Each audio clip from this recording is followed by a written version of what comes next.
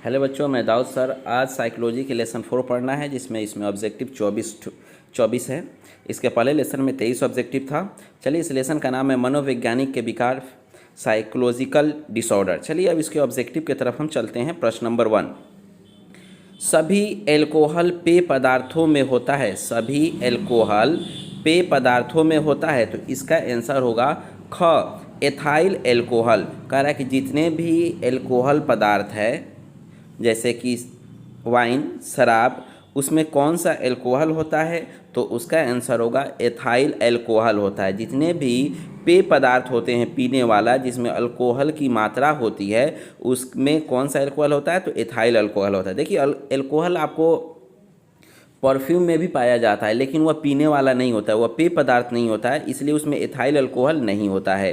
तो पहला का आंसर क्या होगा? ख, सभी एल्कोहल पेय पदार्थ में होता है एथाइल अल्कोहल। दूसरा प्रश्न है, निम्नलिखित में कौन सा मादक पदार्थ है?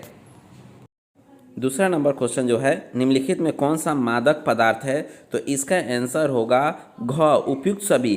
कैफीन, गांजा, भांग, ये सभी एक मादक पदार्थ है। कैफीन भी जो है वह मादक पदार्थ है, गांजा भी मादक पदार्थ है और भांग भी मादक पदार्थ है। इसलिए इसका आंसर क्या होगा? उपयुक्त सभी होगा। तो कोई पूछे कि बताइए मादक पदार्थ क्या होता है, तो आप कह सकते हैं कि गांजा, अफीम, कैफीन, भांग, ये सारे के सारे क्या हैं? एक प्रकार के मादक पदार्थ है, इसलिए इसका आंसर घ होगा। चलिए प्रश्न नंबर 3 की तरफ। प्रश्न नंबर 3, निम्नलिखित में कौन निकोटीन की श्रेणी में आता है? प्रश्न क्या है कि निम्नलिखित में कौन निकोटीन की श्रेणी में आता है? तो इसका आंसर होगा ग, तंबाकू। तंबाकू जो है यह निकोटीन की श्रेणी में आता है।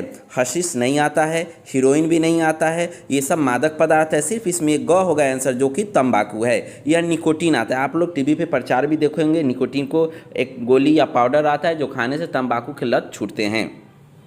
4 नंबर, गांजा एक प्रकार की क्या है? तो अभी आपने पढ़ा कि गांजा एक प्रकार की क्या है। पिछले क्वेश्चन 2 नंबर क्वेश्चन में ही पढ़ा था। तो गांजा एक प्रकार की कैनिबिस है, यह एक मादक पदार्थ है। तो क्वेश्चन है 4 नंबर, गांजा एक प्रकार का है, तो क्या होगा? ग नंबर होगा इसका, कैबिनिस है। चलिए अब प्रश्न नंबर हम 5 की तरफ चलते हैं। प्रश्न 5 क्या कहता है? प्रश्न नंबर 5, निम्नलिखित में कौन सा मादक पदार्थ की श्रेणी में आता है? निम्नलिखित में कौन मादक पदार्थ के श्रेणी में आता है? तो इसका आंसर जो है वह गोंद दिया है, पेंट दिया है, सिगरेट दिया है। तो इसका आंसर चारों होगा, मतलब 3 होगा, उपयुक्त सभी। इसका 5 का क्या होगा आंसर? तो घ होगा, उपयुक्त सभी। गोंद जो है यह भी मादक पदार्थ में आता है, इसका भी स्मेल होता है, पेंट में भी स्मेल होता है और सिगरेट में भी स्मेल होता है। इसमें ऐसे गंध पाए जाते हैं जिससे इंसान थोड़ा सा नशीला या नशा के रूप में आ जाता है। आप लोग सुने होंगे वाइटनर महकना, वाइटनर पीना, ये सारा का सारा एक मादक पदार्थ के रूप में है। तो 5 नंबर प्रश्न, निम्नलिखित में कौन मादक पदार्थ की श्रेणी में आता है? तो उपयुक्त सभी। 6 नंबर, आग्रलिखित में कौन से कैफीन नहीं है? आग्रलिखित में कौन से कैफीन नहीं है?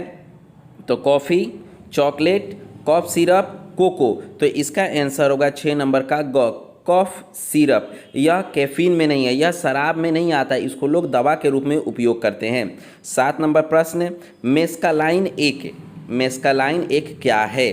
तो 7 नंबर का जो है इसमें ऑप्शन दिया है, विभ्रांति उत्पादक है, निकोटीन है, शामक है या ओपियाइड है। तो इसका आंसर होगा क, विभ्रांति उत्पादक है। मेस्कालाइन एक विभ्रांति उत्पादक है। 8 नंबर प्रश्न की तरफ चलते हैं। 5 नंबर हमारा प्रश्न है, विसामान्य, कष्टप्रद, अपक्रियात्मक और दुखद व्यवहार को क्या कहा जाता है? तो इसका आंसर होगा ख, अपसामान्य व्यवहार कहा जाता है। विसामान्य, कष्टप्रद, किसी के द्वारा जब किसी को कष्ट दिया जाता है, तो अपक्रियात्मक, दुखद व्यवहार को क्या कहा जाता है? तो इसका आंसर होगा ख नंबर, अपसामान्य व्यवहार, कि आप दूसरों के प्रति अपना सम्मान खो रहे हैं और दूसरों के सम्मान को चोट पहुंचा रहे हैं, इसलिए अपसामान्य व्यवहार कहा जाता है। निम्नलिखित में अपसामान्य व्यवहार के कौन से परिप्रेक्ष्य नहीं है? इसमें 4 ऑप्शन दिया हुआ है, जिसमें 3 सही और 1 गलत है। तो कह रहा है परिप्रेक्ष्य नहीं है, तो इसका आंसर होगा ख, अजैविक। यह अजैविक जो है यह अपसामान्य के परिप्रेक्ष्य नहीं है। 10 नंबर प्रश्न, हीरोइन एक प्रकार का क्या है? हीरोइन एक प्रकार का क्या है? तो इसका आंसर में दिया हुआ है कोकीन और कैनेबिस। ग नंबर में हम आगे देखते हैं। हीरोइन एक प्रकार की क्या है? तो आपने देखा ग नंबर में ओपियाइड और घ नंबर में केफिन, तो इसका आंसर जो होगा 10 नंबर का ग होगा ओपियाइड। हीरोइन एक प्रकार का ओपियाइड है। 11 नंबर, निम्नलिखित में कौन ओपियाइड नहीं है? अभी आपने क्या पढ़ा? हीरोइन एक प्रकार का ओपियाइड है। इसका मतलब है कि क्वेश्चन कह रहा है कि निम्नलिखित में कौन ओपियाइड नहीं है? तो मोरफोन, कफ सिरप, कीटनाशक गोलियां, LLD। तो 11 नंबर का आंसर होगा घ। LLD जो है यह ओपियाइड नहीं है। इसका मतलब हीरोइन के साथ मोरफोन भी हो सकता है, कफ सिरप भी हो सकता है और कीटनाशक गोलियां भी हो सकता है ओपियाइड में, लेकिन ओपियाइड कौन नहीं है? तो इसका आंसर होगा LLD। 12 नंबर, निम्नलिखित में कौन काय अलंबिता विकार के लक्षण नहीं है? निम्नलिखित में कौन काय अलंबिता विकार के लक्षण नहीं है? तो इसका आंसर होगा खूब खाना। यह अलंबिता विकार के लक्षण नहीं है। हर इंसान को आदत नहीं होता है कि हर टाइम वह खूब ही खाएगा। कभी मनचाहा खाना मिलने के कारण खूब दबा करके खाना खाता है, कभी नहीं खाता है। तो इसके ऑप्शन 4 दिए थे, खूब खाना, सिर दर्द, थकान, उल्टी करना, लेकिन इसका आंसर क्या होगा 12 नंबर का? तो क होगा खूब खाना। चलिए अब 13 नंबर प्रश्न की तरफ। 13 नंबर प्रश्न, निम्नलिखित में कौन काय रूप विकार नहीं है? निम्नलिखित में कौन काय रूप विकार नहीं है? तो इसका आंसर होगा ग विच्छेदी विकार। काय का विकार नहीं होना विच्छेदी विकार कहलाता है। 14 नंबर प्रश्न, किस विकार से व्यक्ति प्रत्यावादी व्यक्तित्व की कल्पना करता है जो आपस में एक दूसरे के प्रति जानकारी रख सकते हैं या नहीं रख सकते हैं? तो इसका आंसर होगा आपको क विच्छेदी पहचान विकार कहलाता है, जो प्रतिक्रियावादी या प्रत्यावर्ती व्यक्तियों की कल्पना नहीं कर सकता है। 15 नंबर प्रश्न, उत्तर अभिघातज दबाव विकार के लक्षण होते हैं। तो इसका आंसर आपको हो जाएगा घ उपयुक्त सभी, बार बार आने वाले स्प्रा, एक ग्रास्त में कमी, संवेगिक शून्यता का होना, ये सारा जो है यह उत्तर अभिघातज दबाव विकार के लक्षण में आते हैं। इसलिए इसका 15 नंबर का आंसर क्या होगा? तो 15 नंबर का आंसर घ होगा, जिसमें बार बार आने वाला स्प्रा, एकाग्रता में कमी और संवेगिक शून्यता का होना यह अभिघातज दबाव के विकार के लक्षण होते हैं। 16 नंबर प्रश्न, किसी विशिष्ट वस्तु दूसरों के साथ अंतःक्रिया तथा अपरिचित स्थितियों के प्रति अविवेकी भय का होना कहलाता है। तो कह रहा है किसी भी विशिष्ट वस्तु को दूसरे के साथ अंतःक्रिया करने पर कौन सा व्यक्तित्व कहलाता है? तो इसका आंसर होगा ख दुर्भृति। मतलब दुर्वृत्ति जो है वह किसी भी विशिष्ट वस्तु के साथ दूसरों के साथ अंतःक्रिया करने पर वह अपरिचित रूप से जाना जाता है। 17 नंबर प्रश्न, दुष्क्षितिज व्यक्ति में कौन से लक्षण पाए जाते हैं? दुष्क्षितिज व्यक्ति में कौन सा लक्षण पाए जाते हैं? तो इसका ऑप्शन दिया है हृदय गति का तेज होना, सांस की कमी होना, दस्त होना या उपयुक्त सभी। तो आपको 17 नंबर का आंसर होगा घ उपयुक्त सभी। दुष्क्षितिज व्यक्ति में कौन सी लक्षण पाए जाते हैं? तो उसके अंदर हृदय की गति तेज होना, सांस में कमी आना, दस्त होना, ये इसका आंसर तीनों होगा। इसलिए इसका आंसर 17 का क्या होगा? घ होगा, मतलब उपयुक्त सभी होगा। चलिए 18 नंबर प्रश्न की तरफ। आपको 18 नंबर प्रश्न कर रहा है अनुवांशिक कारकों का संबंध कहाँ पाया जाता है? क्वेश्चन है अनुवांशिक कारकों का संबंध कहाँ पाया जाता है? तो इसका आंसर होगा घ उपयुक्त सभी।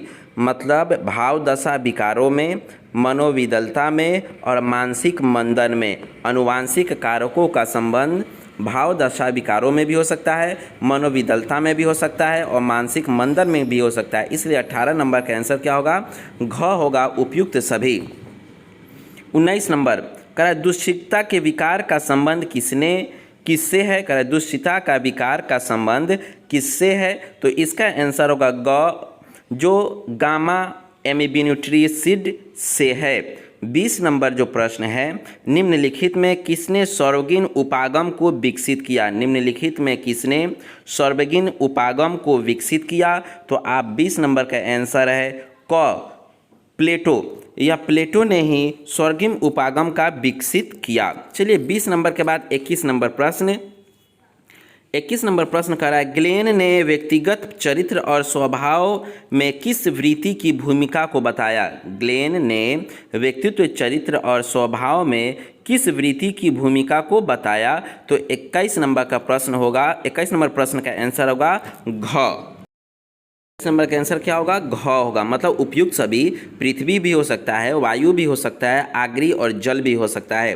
22 नंबर प्रश्न, निम्नलिखित में कौन जैविक कारक है। निम्नलिखित में कौन जैविक कारक है। तो 22 का भी आंसर होगा आपको घ। दोषपूर्ण जीन, अंतःस्रावी असंतुलन और ग नंबर में कुपोषण। निम्नलिखित में कौन जैविक कारक है। तो इसका आंसर होगा उपयुक्त सभी।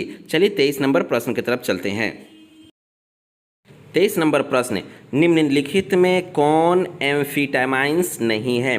निम्नलिखित में कौन एम्फीटामाइंस नहीं है। तो 23 नंबर का आंसर होगा ख। चाय जो है एम्फीटामाइंस नहीं है। प्रश्न क्या कहा, निम्नलिखित में से, मतलब 4 ऑप्शन है, उसमें से कौन जो है वह एम्फीटामाइंस नहीं है। तो वह चाय जो है वह एम्फीटामाइंस नहीं है। 24 नंबर प्रश्न जो कह रहा है, पीड़ानाशक गोलियां एक प्रकार की क्या है। पीड़ानाशक, तो आप कह सकते हैं कि इसमें 4 ऑप्शन दिए हैं, कैफीन, ओपियाइड, निकोटीन या इनमें से कोई नहीं। तो 24 नंबर प्रश्न जो कह रहा है कि पीड़ानाशक गोलियां एक प्रकार की कैफीन है। मतलब पीड़ानाशक गोलियां का आंसर क्या होगा। तो क नंबर होगा, जिसका आंसर क्या कह रहा है, कैफीन है। तो पीड़ानाशक गोलियां एक प्रकार की क्या है, तो कैफीन है। चलिए ये लेसन समाप्त हुआ। ये लेसन में 24 ऑब्जेक्टिव प्रश्न थे जो बहुत ही इंपॉर्टेंट प्रश्न थे। इसमें से 4 ऑब्जेक्टिव आएंगे जो बहुत ही इंपॉर्टेंट है। लगभग 12 या 13 नंबर, 14-15 नंबर पे इसके ऑब्जेक्टिव आते हैं। आप ज़रूर इसे नोटिस कीजिए और याद कीजिए, समय आने पर इसमें से गेस कर दिया जाएगा। तो उम्मीद करते हैं आपको अच्छा लगा होगा। Best of luck.